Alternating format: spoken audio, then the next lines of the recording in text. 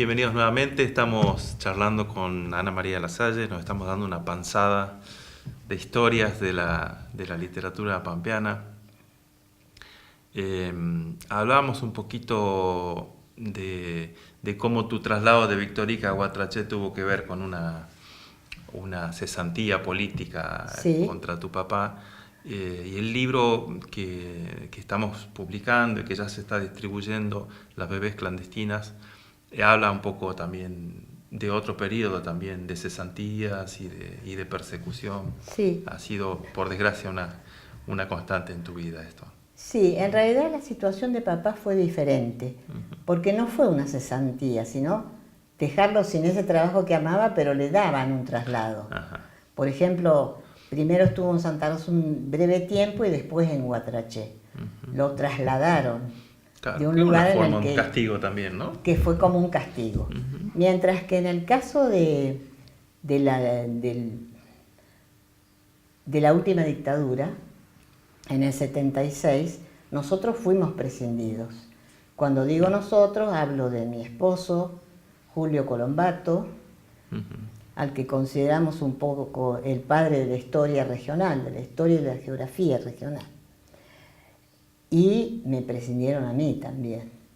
Eso fue un golpe terrible. En este mismo espacio, en este mismo comedor, yo puse un pizarrón, lo colgué ahí donde está el cuadro de Toscano, el autorretrato de Toscano,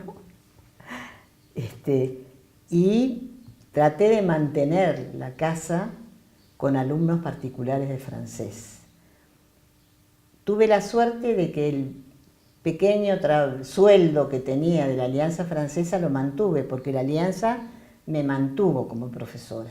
Tenía ese pequeño sueldo de la Alianza Francesa y mis alumnos, cuando había alumnos, pero llegaba el verano y nos preguntábamos qué íbamos a comer, ¿no? Julio no consiguió trabajo. Fue, sí, corresponsal de Clarín, que eran unas monedas nada más, que se lo pasó el antiguo corresponsal García Córdoba, me acuerdo, a ese trabajo, pero eso nos permitía tener una suerte de obra social. Era cara, pero teníamos un poco de obra social. Realmente fue un periodo muy, muy duro, pero al lado de lo que les pasó a otras personas, bueno, no nos raptaron, no nos torturaron, estamos vivos. El problema era que no teníamos casi para comer y mi hija mayor, Mercedes, y su marido estaban en la clandestinidad en Buenos Aires. Ellos eran militantes en esa época del PCR. Mi hija estaba embarazada y empezó a huir de casa en casa. Así que un día me llamaron por teléfono y me dijeron que la única forma era vernos de vez en cuando nosotros pudiéramos pagar el viaje y la nafta hasta Buenos Aires, en alguna plaza. Y así lo hicimos. Es de esos brevísimos encuentros en las plazas, de los que hablo en este libro, y hay un poema sobre este tema, que es el que le da título al libro, Las bebés clandestinas. Resulta que mi hija y yo estábamos embarazadas al mismo tiempo. Claro, con 20 y tantos años de diferencia, porque yo la tuve siendo muy jovencita, mientras que a mi hija menor, Lucía Colombato, la tuve con 40 años. Así que eran dos bebés. No te privaste de nada, vos. No me privé de nada. Eran dos bebés que los años del proceso se vieron en la clandestinidad. Es sobre esto que habla el libro, que habla este poema. En realidad el poema completo se llama Las bebés clandestinas iluminan la plaza.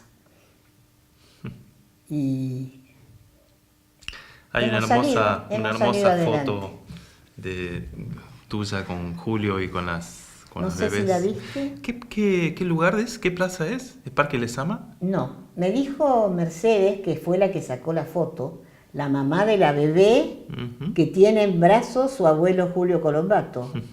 Me dijo que era la Plaza Güemes. Yo no me doy cuenta cuál era la Plaza Güemes en este momento, ahora. Difícil saber, además pasó un tiempito. Sí, pasó un tiempito. Pero sí me acuerdo que había tipas y que había jacarandás. Esta foto se sacó en pleno invierno, porque están los árboles de hojas caducas sin hojas. Está todo el mundo muy arropado. Y las chicas están emponchadas, las nenas. Sí.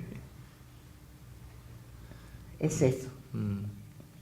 Y este es un retorno tuyo a la poesía, ¿verdad? Porque vos has tenido en los últimos años una trayectoria más bien vinculada a la narrativa y a la investigación.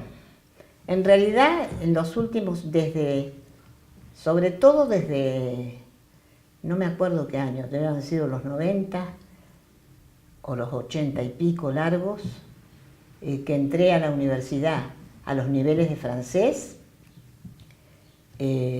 Poco a poco me fui empapando de la vida académica y me di cuenta que podía hacer un aporte no solamente a las cátedras de francés, sino a la investigación de la etapa territoriana en La Pampa. Porque yo podía ubicar fuentes, describirlas y contar relatos que tenían que ver con este periodo, pero sobre todo poniendo énfasis en la inmigración francesa, que fue muy importante en La Pampa, no cuantitativamente, no fue la cantidad, pero sí la calidad, la huella que dejaron. Fue muy interesante. Y bueno, fue sobre eso que empecé a escribir y cada vez más, a tal punto que después me invitaron varias veces a dar clase en los seminarios de historia regional y terminé también, que todavía lo soy, como investigadora del Instituto Sociohistórico, que es el heredero del Instituto del IER, del Instituto de Estudios Regionales, que fue cerrado durante la dictadura y reabierto durante la democracia, y del Instituto de la Mujer. También me invitaron a hablar de este tema de la inmigración francesa a Francia. Me invitó a la Universidad de Toulouse y viví un mes en Toulouse dando clase. Pero yo solamente doy clase sobre las fuentes. ¿Qué me relataron? ¿Qué me contaron? Es una cosa de poner la oreja en el suelo, en realidad. Hay que escuchar a los demás, porque los relatos están en el aire. Hay que creer en las fuentes orales. Después se hace un trabajo de gabinete y uno contrasta con otros documentos para no decir disparates. Pero en realidad yo me nutrí mucho de fuentes orales y también me esforcé, porque mi esposo Julio Colombato también lo hacía, por escribir en un lenguaje no académico. Porque si vos escribís en un lenguaje totalmente académico, expulsás al lector. Los lectores no te leen. Entonces yo pienso, de aquí en más, no sé cuánto tiempo tendré,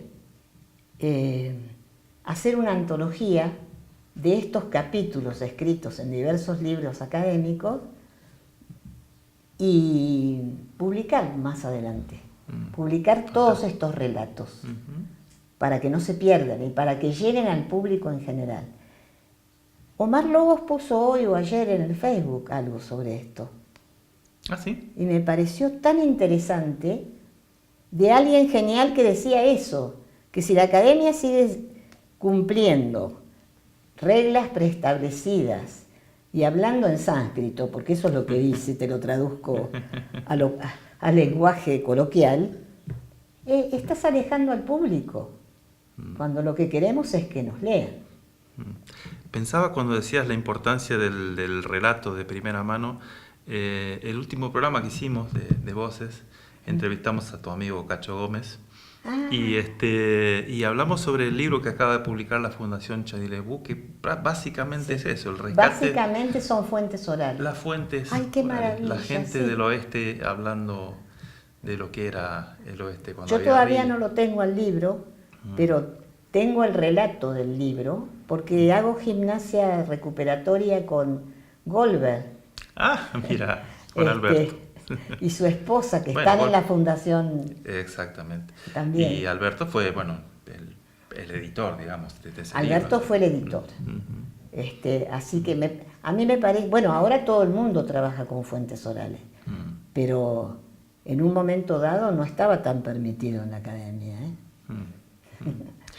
Y yo me di cuenta de ese pozo de tesoros que había, de fuentes orales, porque mi esposo Julio me contaba del pasado territoriano. Y él tenía un abuelo francés que se llamaba Jean-Michel Lier, Don Juan Lier le decían acá en Santa Rosa, que tuvo la primera panadería capaz de hacer una galleta con harina de la pampa, del molino, creo que era Bancalari en esa época, no se llamaba Werner, no sé cómo se llamaba. Y le ponía como una marca, como si fuera una yerra, a su galleta con sus iniciales. Bueno, y yo pensé, todo esto hay que seguirlo contando. No nos lo podemos perder. Era vos una boulangerie en Una La Pampa. boulangerie. Y acá, en Santa Rosa, y fíjate cómo las fuentes orales se transmiten de padres a hijos, que aquí en Santa Rosa hay un restaurante que se llama Las Cuatro Esquinas. Bueno, yo pensé, qué casualidad que haya un restaurante que se llame Las Cuatro Esquinas en las cuatro esquinas fundacionales de la ciudad. Porque en realidad, en esa cruz, que es Palacios y Luro, es, por un lado, un propietario, por otro, así. Santillán fue uno, Alonso fue el otro. Bueno, don Tomás Mason era todo el pedazo de la Malvina. Ahí estaba el esquinero de las cuatro esquinas. Digo, ¿cómo lo habrán inventado o habrán leído nuestros trabajos sobre las cuatro esquinas? Bueno, aquí que llaman a mi hija Lucía Colombato desde el hotel y le dicen que sí, que leyeron un trabajo que ella retoma en un libro académico, pero no en sánscrito. Ella retoma un artículo de su padre que se llama El misterio de las cuatro esquinas. Y son todas fuentes orales. Después sí, vos lo ves, vos ves el mapa, ves quiénes son los dueños, ves que realmente ahí se puede decir que se fundó Santa Rosa, pero eso no lo vio el dueño del hotel. Eso es tradición oral. Rescatada, por supuesto. Rescatada por los investigadores, porque los investigadores y los escritores tenemos que hacer este trabajo por la memoria y contra el olvido. Yo creo que es parte del deber de ser escritor. Sí, es uno de los motivos, una de las razones de ser de Voces también. Claro. Y eso me lleva, lo hemos mencionado varias veces a Julio Colombato, una persona realmente entrañable, pero además un gran intelectual, una persona que dejó, quiero creer que dejó muchas cosas que todavía hay que publicar. Sí, tiene inédito 2 trabajos, pero yo necesitaría que alguien algún día de Voces los revise, porque cuando él los escribió estaba ya enfermo. Bueno, nos ponemos en esa tarea con todo el cuidado, con todo el amor que él se ¿Cómo no? merece. Ana, te voy a pedir nuevamente un minutito, que vamos a hacer una pausa y después volvemos. Sí, yo por el campo visual lo veo a haciendo la señal, porque viste que los docentes vemos hasta por las orejas. Los poetas y los ciegos ven en la oscuridad. Así es. Hacemos una pequeña pausa y volvemos.